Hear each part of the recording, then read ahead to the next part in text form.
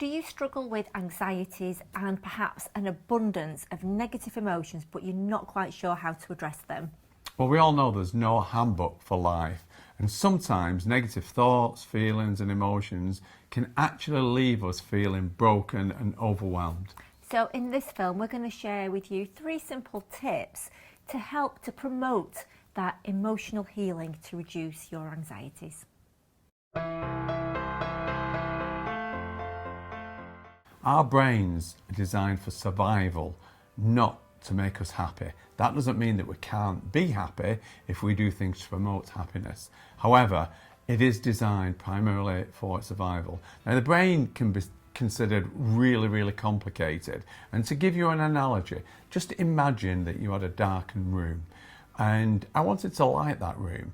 I could get the wiring diagram from the electrician and I could find out that there's many lights in that room, and I can find out that some are wired from the floor upwards and some are wired from the ceiling downwards. And I can also find out that some have different voltages to the other, they have different amperages to the other. And I'm bored already. Yeah, well, yeah, no, I get it. But you know, the fact of the matter is, what is the problem? We've got a dark room. What's the simplest of solutions? Where's the switch? That's it. Flick the switch, the room's lit. You know, so let's keep things simple instead of complicated.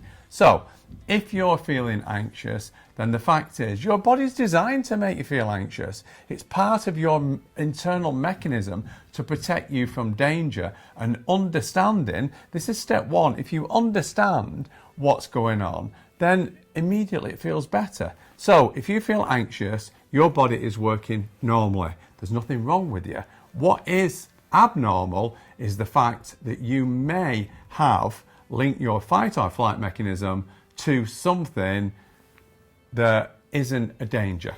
Now, that leads us on to step 2, actually, because knowing that your fight or flight response is being triggered and creating anxiety in situations where actually you're safe, the question is, how do I actually resolve that? And the best thing that you can do, the easiest thing, is to write a timeline of your life events, because anxiety, that is a symptom, and behind every symptom is a cause. So we need to look into the past and see what cause or causes, what traumas you've endured, what issues you've had, grief, heartbreak, being embarrassed or humiliated, any kind of trauma literally could lead you to be triggered in similar situations moving forward, which create anxiety. So step 2, complete a timeline. Now, we've got a great film here on our YouTube channel to explain in more depth how you complete that timeline. And the great thing with that timeline is that you can then take that to a therapist and say, these are some of the events that have happened in my life and these are the things that I would like to address. Or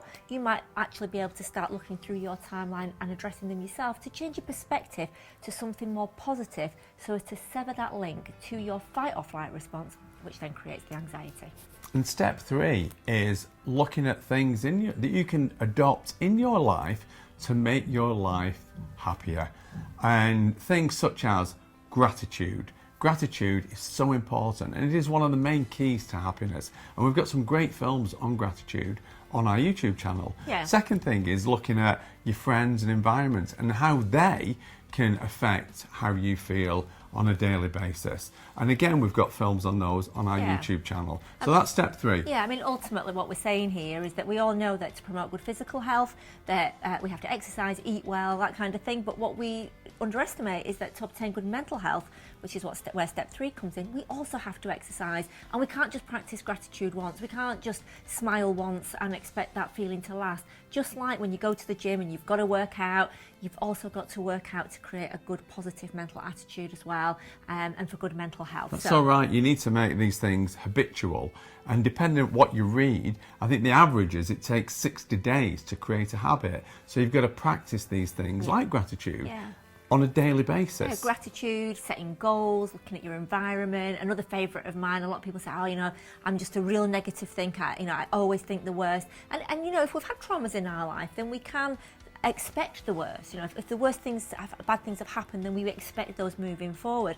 But you can actually change that with just 2 simple words at the end of any negative thought or sentence by just adding those words, but luckily, because that will give you a nudge and push you into looking for totally a different positive, direction, yeah. into ending that sentence and that thought in a positive. So do take a look around our YouTube channel, because literally every component, every step that we've just shared with you, step 1, step 2, step 3, are all here on our channel in much more depth to help you. We also have lots of help, advice and guidance in our podcast, which is called Making the Change, and in our book, Conquering Anxiety.